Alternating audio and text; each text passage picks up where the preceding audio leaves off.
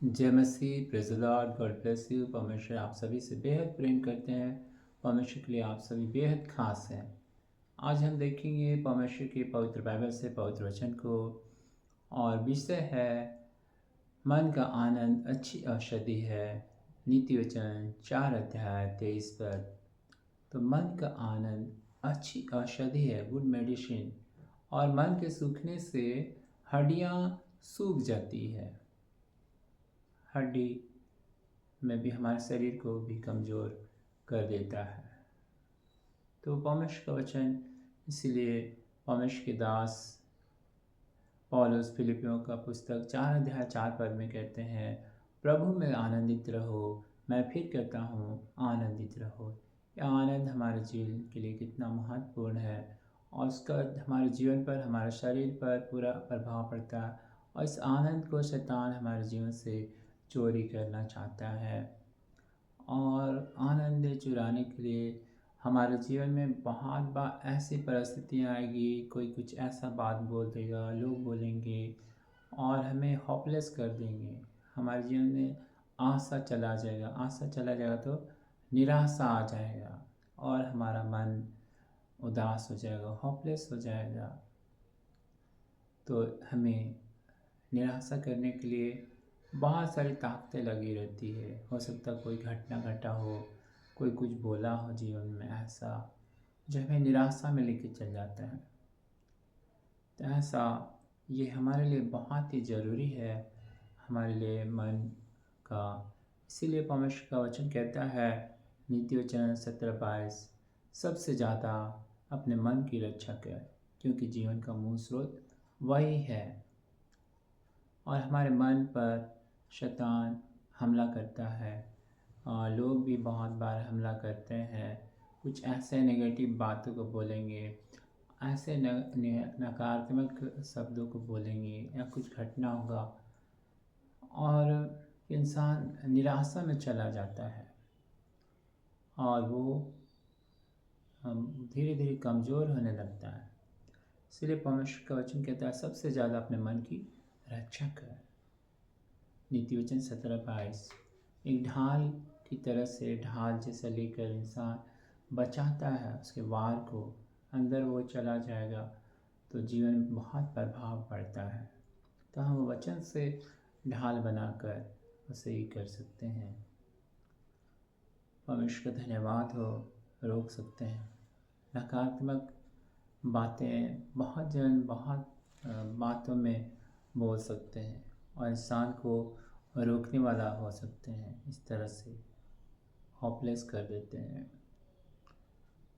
और हमें ऐसे बातों पर ध्यान नहीं देना है, हमें सही बातों को ध्यान देना है। अगर हम उसमें ध्यान देने लगेंगे, विचार करने लगेंगे, हाँ, तो हम जीवन में बहुत ही प्रॉब्लम में पड़ सकते हैं। इसलिए परमेश्वर का वचन हमें कहता है, सबसे ज़्यादा अपने मन की रक्षा कर, क्योंकि जीवन का मूल स्रोत वही है। नीति वचन 4:23 में, और मन का आनंद अच्छी औषधि है, मन के सूखने से हड्डियाँ सूख जाती है। नीति वचन 17-22। तो यहाँ पे हम देखते हैं,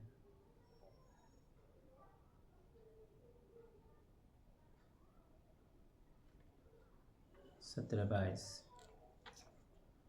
तो हमारे जीवन में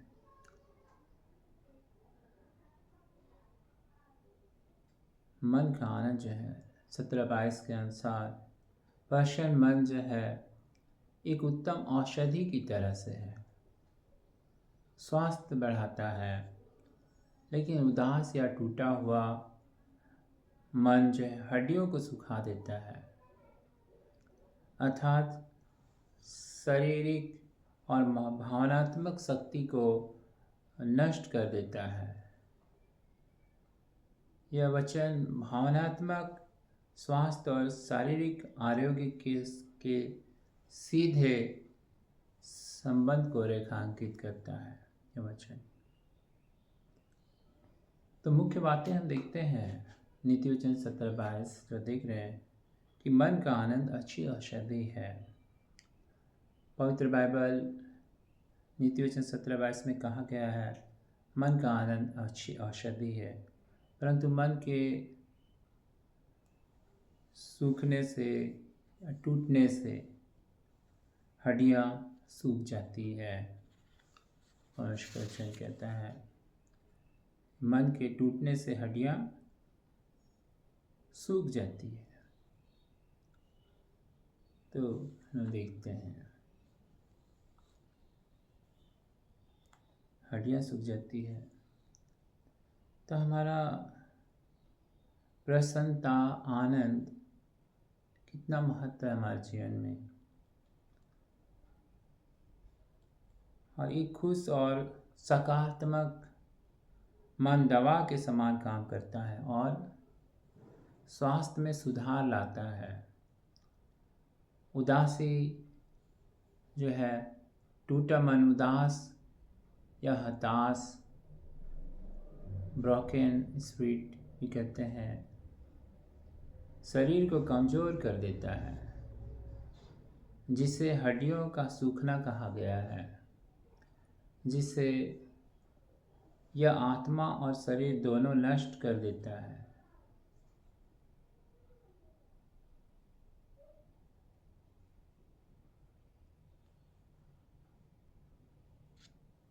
संक्षेप में अगर हम देखेंगे,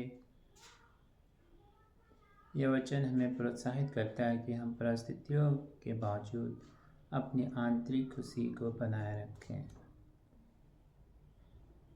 प्रेज़ द लॉर्ड। जय मसीह।